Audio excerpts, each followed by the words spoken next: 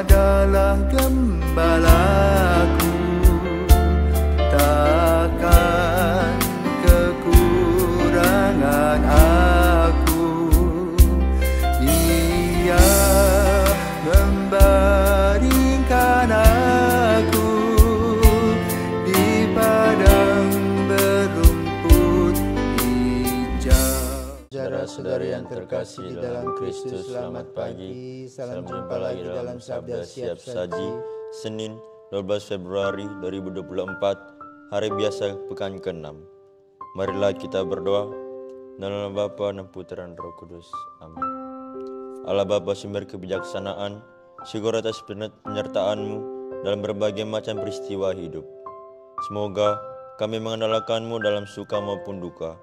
Dengan pengantaran Kristus Tuhan kami yang bersama Diko dan Roh Kudus hidup dan berkuasa Allah sepanjang segala masa.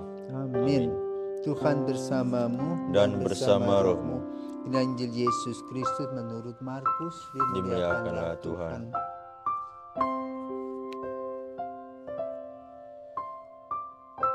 Markus 8 ayat 11 sampai dengan 13.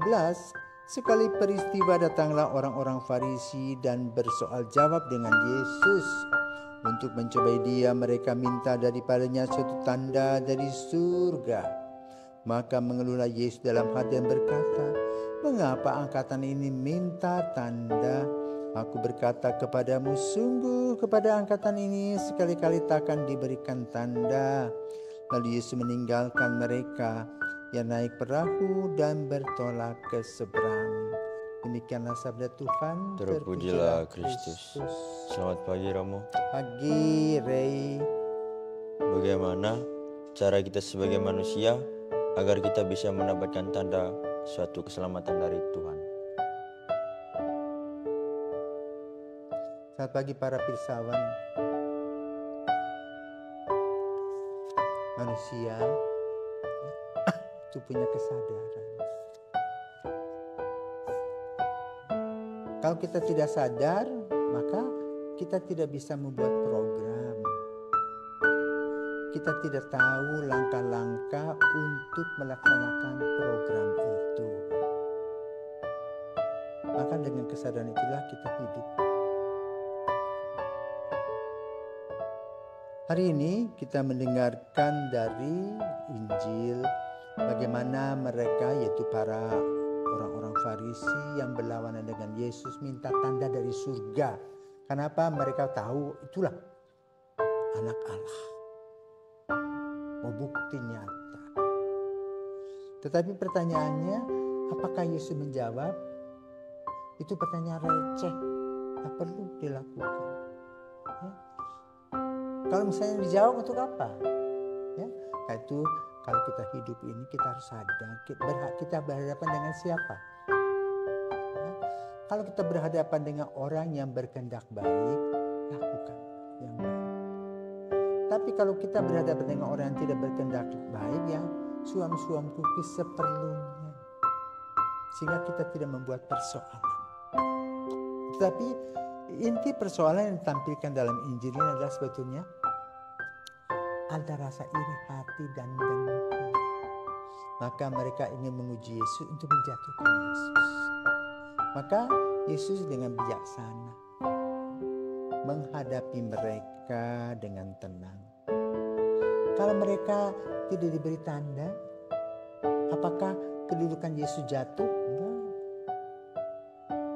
Jalanlah, kerjakanlah apa yang harus kamu lakukan dengan baik. Tidak usah repot dengan kata orang. Ya, itu yang harus kamu lakukan. Kerjakan apa yang harus kamu kerjakan dengan baik dan hasilnya akan kelihatan.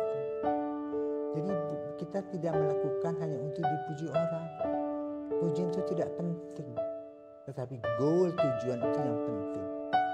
Seperti misalnya kamu sekarang belajar mempersiapkan diri untuk hari esok. Ada teman yang kata, ngapain repot-repot sekolah? Dah, stop aja. Ya.